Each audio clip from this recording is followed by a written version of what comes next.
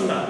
வீட்டுக்குள்ளார இருந்த இப்ராஹிம் நபி அல்லாஹ்வை பத்தி இந்த மாதிரி தஸ்பீக் அப்பதான் முதல் தடவை கேள்விப்படுறாங்க. இவ்வளவு அழகான வார்த்தைகளை அல்லாஹ் வர்ணிக்கிறது.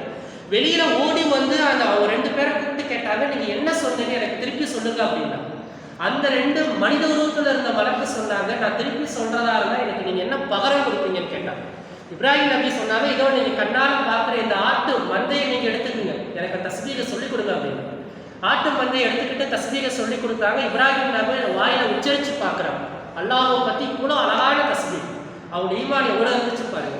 திருப்பி அவங்க மனசு இன்னும் நிறைய திருப்பி கேட்கறாங்க, இன்னொரு தடவை சொல்லுங்க, என் காதால கேட்கணும் அல்லாஹ்வை பத்தி தஸ்பீக்.